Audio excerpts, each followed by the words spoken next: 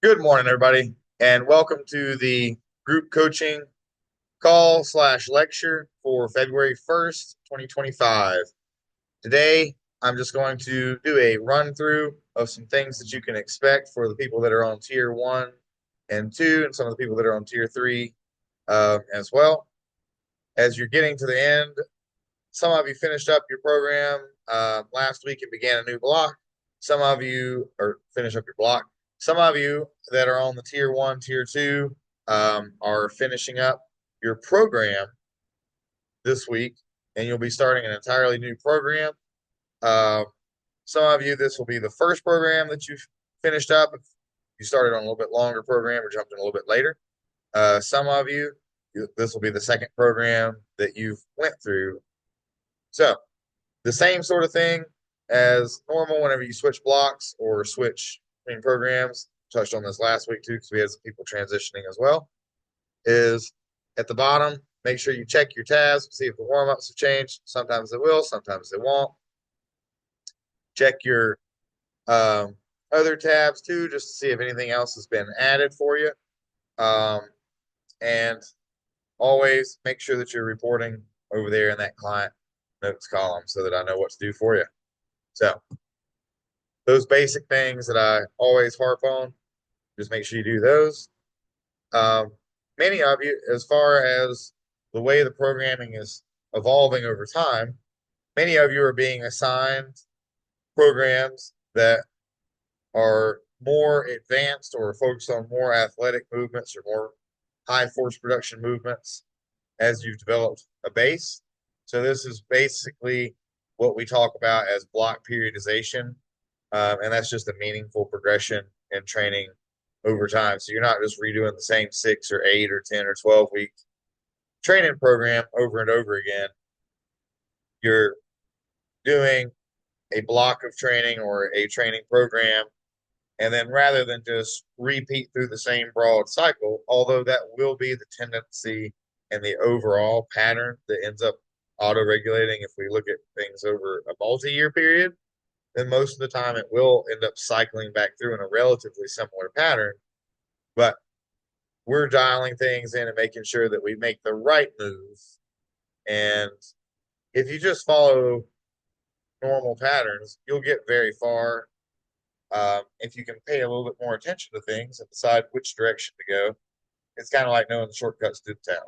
So, um, for some of you, you're coming out of what we would call a corrective block, and it wasn't really that you had anything to correct um, in terms of having like poor movements or anything, but it allowed us a 3 week block of time to really hone in on movement efficiency before we go into a more advanced block with a lot of movements that we haven't done before.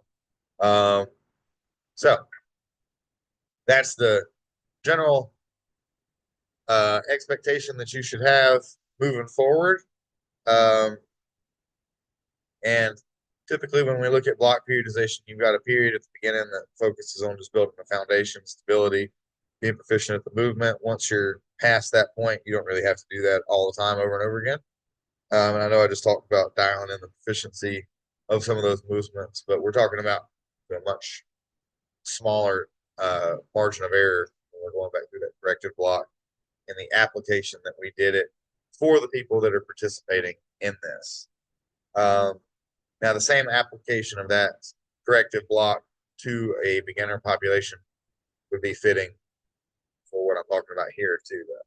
So sometimes you end up using the same tool.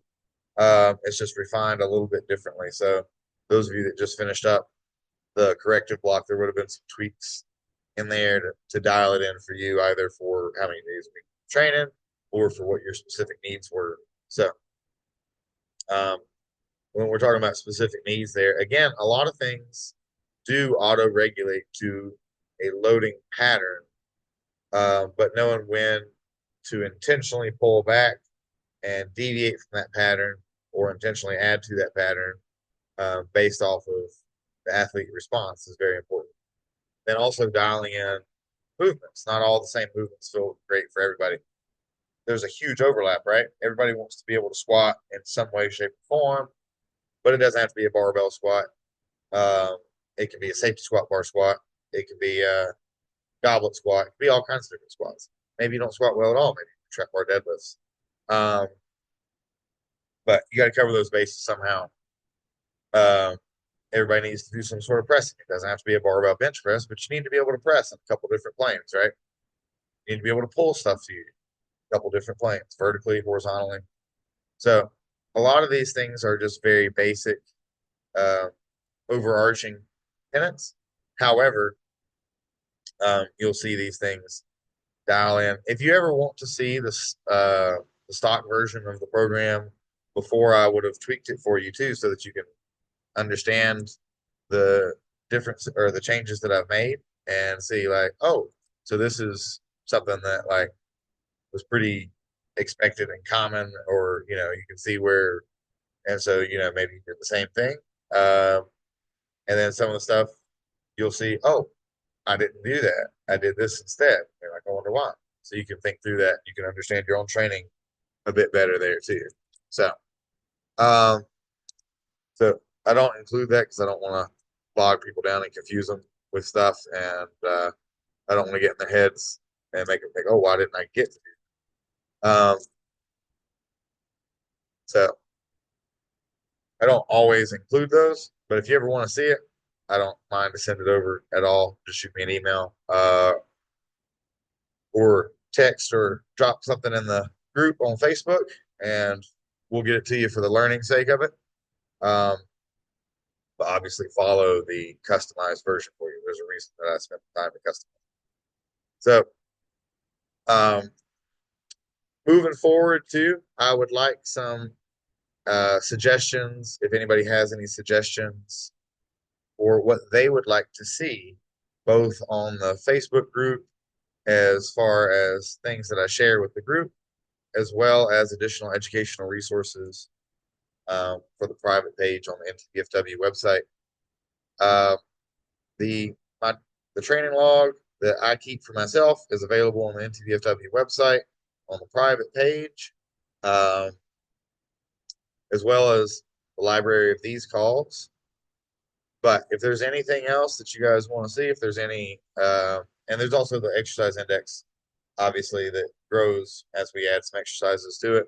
But it's a couple hundred exercises already, um, and only growing from there. So, if there's anything else that you feel like you would benefit from, if there's any sort of lectures you would like me to schedule in to give, Q&A sessions, anything like that, then let me know. And I can't promise that I can do it all, but I can promise that I will look at how to make as much stuff that is beneficial for people be included as possible. So I really appreciate everybody's time watching this today.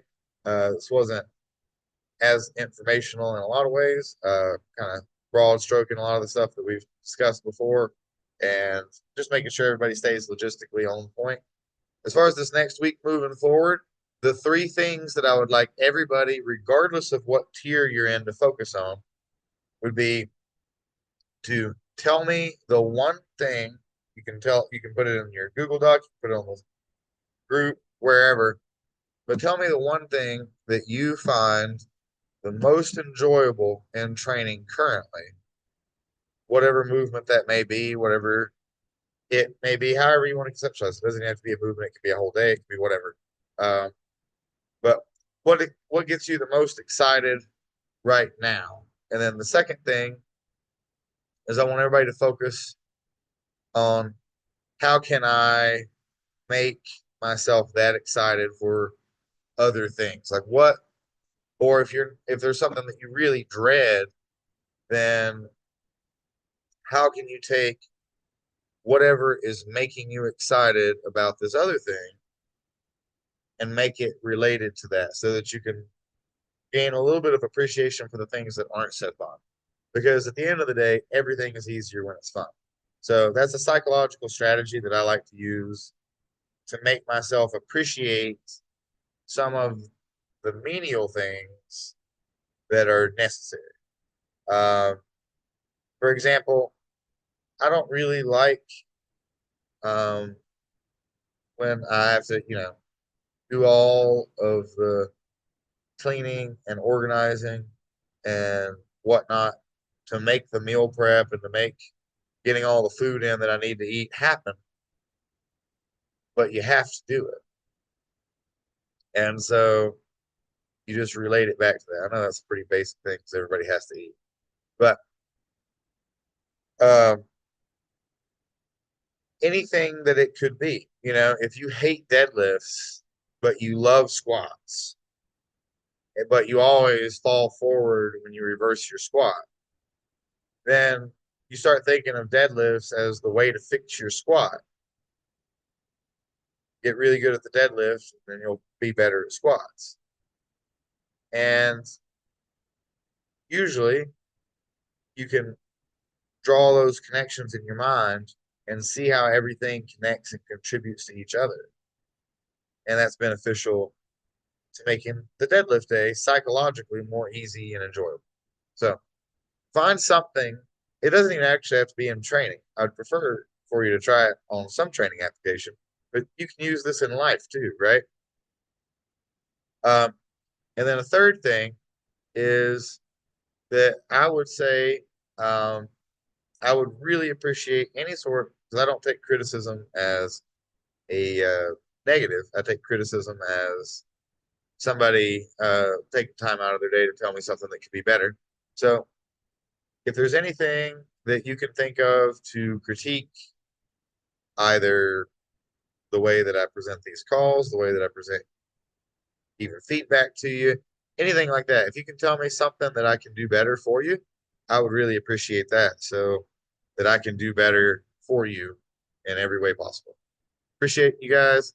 Really love what I do. I really love getting to share training knowledge with y'all.